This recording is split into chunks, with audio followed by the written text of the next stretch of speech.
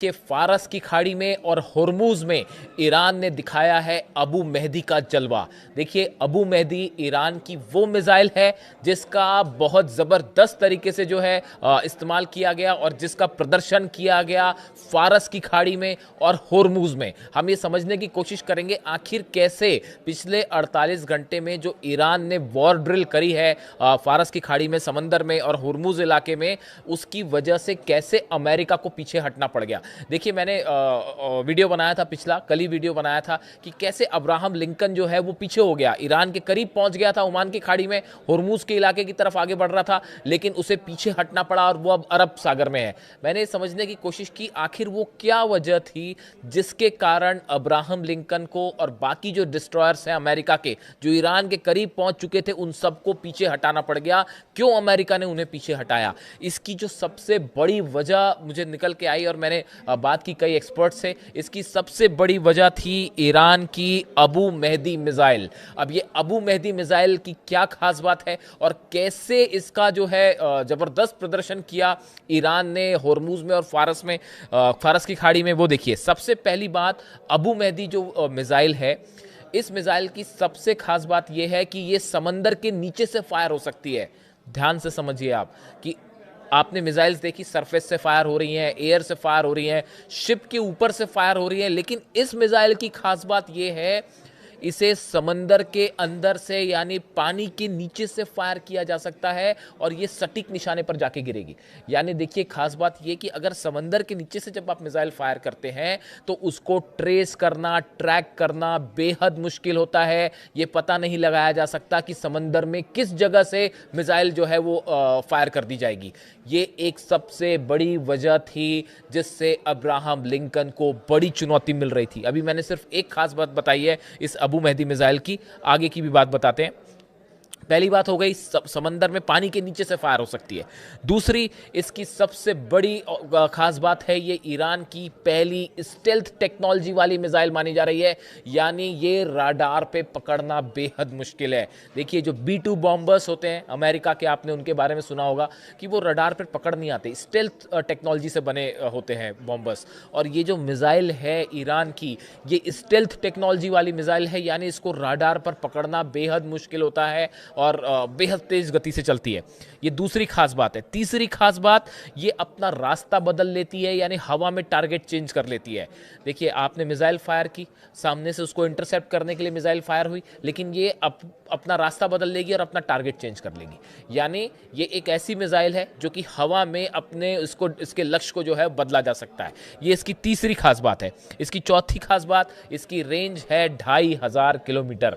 आप अबू मेहदी मिसाइल अगर सर्च करेंगे तो आपको जनरली ये पता चलेगा कि 1000 किलोमीटर रेंज है, जबकि हकीकत ये है कि इस बार फारस की खाड़ी में जो मिसाइल टेस्ट किए हैं ईरान ने, अबू मेहदी मिसाइल जो टेस्ट किया है, इसकी जो लेटेस्ट इंफॉर्मेशन आ रही है कि इसकी रेंज है 2500 किलोमीटर। यानी कि ये वो रेंज थी जिसमें अब्राहम लिंकन उसकी जद में आ रहा था। ये एक बड़ा चैलेंज हो जाता अब्राहम लिंकन के लिए कि अगर ये मिसाइल्स फायर कर दी जाती। देखिए, एक और इसकी खास बात है जो खबरें छपी जिस तरह से, इट यूजेस आर्टिफिशियल, यही मिसाइल की बात हो रही है, अबू मेहदी मिसाइल की बात हो रही है, it uses artificial intelligence to alter its flight path and fly at low altitude. ये कहा जाता है कि ये एक तो एआई का इस्तेमाल करती है, इसकी पांचवी खास बात है, एआई टेक्नोलॉजी का इस्तेमाल करती है। ये बेहद कम ऊंचाई पर उड़ती है। देखिए, जो मिसाइल्स ऊंची ऊंचाई पे काफ़ी ज़्यादा अल्टीट्यूड पे उड़ती है और उसके बाद हमला करती है, उसको इंटरसेप्ट करना आसान होता है, लेकिन जो लो ऑल्टीट्यूड पे उड़ती है, बेहद तेज स्पीड और बहुत ही कम ऊंचाई पर उड़ती है, उसको ट्रेस करके डिस्ट्रॉय करना बेहद मुश्किल होता है। तो ये देखिए, आर्टिफिशियल इंटेलिजेंस हो गया, लो फ्लाई पे उड़ती है, इसकी पांचवी विशेषता। This range allows Iran to threaten vessels far beyond the Persian Gulf. इसकी जो रेंज है 2500 किलोमीटर बताई जा रही है, वो पर्सियन गल्फ गल्फ के अलावा, फारिस की खाड़ी के अलावा भी जो दूर तक जहाज हैं उनको निशाना बना सकती है। यही वजह है, एक्सपर्ट्स जो बता रहे हैं, जो मैंने रिसर्च की, मैंने कुछ एक्सपर्ट्स से बात की कि भाई अचानक ऐसा क्या हुआ कि जो है तुरंत अमेरिका को अपने जितने वेसल्स हैं वो पीछे खींचने पड़ गए, खासतौर पर अब्राहम लिंकन को पीछे ले जाना पड़ा। देखिए, ये कहा जाता है कई बार कि अमेरिका के पास तो थार्ड है, पेट्रियट है, ऐसे कई तमाम एंटी मिसाइल सिस्टम्स हैं कि ईरान की मिसाइल्स को रोकने के लिए, और कई लगा भी दिए गए, और वो चाइना ने उनके सबके नक्शे भी भेज दिए कि कहाँ कहाँ लगे। लेकिन जो एक्सपर्ट्स बताते हैं, जो मिसाइल टेक्नोलॉजी के एक्सपर्ट्स हैं, वो ये बताते हैं कि एक तो पहली बात, ईरान की मिसाइल के बारे में आप कुछ भी प्रिडिक्शन नहीं कर सकते। वो 5 डिफेंस सिस्टम लगे थे इसराइल में, आयरन डोम लग गया था, एरो लग गया था, थार्ड लग गया था, पेट्रियट लग गया था, और डेविड स्लिंग लग गया था। 5 सिस्टम को भेदते हुए ईरान की मिसाइल्स गिरी थी इसराइल पर। ये बात अमेरिका के डिफेंस एक्सपर्ट्स अच्छी तरह से समझते हैं। कोई गारंटी नहीं है कि ईरान ने अगर अबू मेहदी मिसाइल मार दी समुंदर से, तो उसको आपने एक साथ मान लीजिए 40-50 मिसाइल फायर हो जाएं अब्राहम लिंकन पर, तो बचाना मुश्किल हो जाएगा उसके लिए। तो ये जो है, ये बात को ध्यान में रखते हुए अब्राहम लिंकन को पीछे खींचा गया और उसको एक ऐसी पोजीशन पे लाया गया कि वो 2500 किलोमीटर वाली जो रेंज है उससे दूर रहे, ताकि अचानक अगर ईरान ने हमला कर दिया। और देखिए, इसलिए उसको पीछे खींचा। ईरान कहाँ मानने वाला। जो खबरें आई हैं नई, जिसको लेके सेंट्रल कमांड जो है अमेरिका की, उसने आपत्ति भी जताई कि भाई ऐसा मत करिए, वो ये है कि ईरान के जो ड्रोन्स हैं, वो जब अब्राहम लिंकन आया तो पहली बात तो ईरान के जो ड्रोन है वो मंडराने लगे, उनकी फ़ोटो खींचने लगे जहाज़ों की, ऐसी कई फ़ोटो भी बाहर आई, और वो आसपास सर्विलांस करने लगे। तो अमेरिकन जो नेवी है वो इस बात से परेशान कि भाई ऊपर ईरान के ड्रोन मंडरा रहे हैं, ऊपर ड्रोन मंडवा रहे हैं, वो सब कामकाजी ड्रोन की सीधा आके गिर जाए, अपने साथ वो पेलोड लेके आए हैं, हथियार लेके आए हैं, वो गिरा दे तो समस्या। तो वो मंडरा रहे थे, तो सेंट्रल कमांड ने कहा कि पहले इसको बंद करिए। उस पर मैंने वीडियो भी बनाया कि आप हमारे ऊपर मंडराइए। जब उन्होंने पीछे खींचा अब्राहम लिंकन को, जब उन्होंने अरब सागर में वापस ले आए, तो उसको भी फॉलो किया ईरान के जो ड्रोन से उन्होंने, यानी उसको बाकायदा छोड़ के आए ओमान की खाड़ी से। फारस की खाड़ी, जो हॉर्मुज इलाका है, ओमान की खाड़ी वाला जो इलाका है जहाँ पे ये जहाज़ पहुँच गया था, जब वो पीछे हटना शुरू हुआ तो ईरान के ड्रोन बाकायदा उसको फॉलो करते रहे, ऐसी खबरें आ रही है। और वो बाकायदा उसको छोड़ के आए कि अरब सागर तक पहुँच गया, उसको फॉलो करते रहे, ऐसी भी खबरें। तो देखिए, कुल मिला के जो बात मैं कहना चाह रहा हूँ ये कि इस बात को, अगर आप जब वॉर की बात होती है, वॉर टेक्नोलॉजीज़ की बात होती है, मिसाइल्स की बात होती है, तो हर बारीकी पे नज़र रखी जाती है।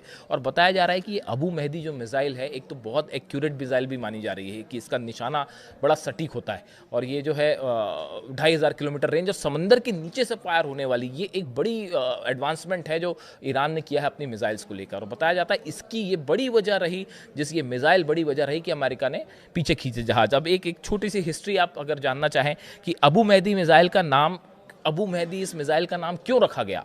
अबू मेहदी मिसाइल का नाम इराकी कमांडर अबू मेहदी अल मुहंदिस के नाम पर रखा गया है, जो इराक की पॉपुलर मोबिलाइजेशन यूनिट्स के उप प्रमुख थे। इस ईरानी नौसैनिक क्रूज मिसाइल का अनावरण 20 अगस्त 2020 को किया गया था, जब पहली बार ईरान ने बताया था कि हम ये मिसाइल बना रहे हैं, और वो 2020 की बात है। और गौर करने वाली बात, जिससे ये जो इनकी बात हो रही है, अबू मेहदी अल मुहंदिस जिनकी बात हो रही है, अबू मेहदी अल मुहंदिस, इनके नाम पर ही ये मिसाइल रखी गई है। ये इराक के कमांडर थे, और ये जो हैं कासिम सुलेमानी साहब जो थे, जो शहीद हुए इराक में, अमेरिका ने हमला किया था और उस हमले में वो शहीद हुए थे, और उनके साथ ये भी मौजूद थे, और इनकी भी मौत उसी हमले में हुई थी। और जिसके बाद जो है अली खामेनी साहब ने भी जब बयान दिया था, कासिम सुलेमानी साहब की जब शहादत हुई, उसके बाद जो है बयान आया था अली खामेनी साहब का, तो उन्होंने इनका भी जिक्र किया था, अबू मेहदी अल मुहंदिस जो है, इनका भी जिक्र किया था। उन्होंने कहा था ईरानी राष्ट्र महान मेजर जनरल सुलेमानी और उनके साथ शहीद हुए अन्य शहीदों, विशेष रूप से महान अबू मेहदी अल मुहंदिस की स्मृति का सम्मान करेगा, और मैं पूरे देश में 3 देशों के शोक की घोषणा करता हूं। मैं उनके परिवार के प्रति संवेदना और सहानुभूति व्यक्त करता हूं। ये बयान आया था अली खामेनी साहब का जब कासिम सुलेमानी साहब की शहादत हुई उसके बाद, और उनके साथ ये भी मौजूद थे इराक के कमांडर। और इन्हीं के नाम पर ईरान में देखिए जितनी मिसाइल्स हैं, ड्रोन्स हैं, अगर आपने कभी देखा हो तो जो कमांडर्स शहीद हुए वो अपने शहीदों का हमेशा सम्मान करता है ईरान, और किसी ना किसी मिसाइल का नाम, किसी ड्रोन का नाम, किसी जेट का नाम उनके ही नाम पर रखे जाते हैं। तो ये जो अबू मेहदी मिसाइल है, बताया जा रहा है कि इराक के जो कमांडर थे, जो हमेशा ईरान के साथ रहे और अमेरिका खिलाफ हमेशा वो लड़ाई करते रहे, उनके नाम पर, उनके सम्मान के तौर पर ईरान ने इसका नाम रखा था।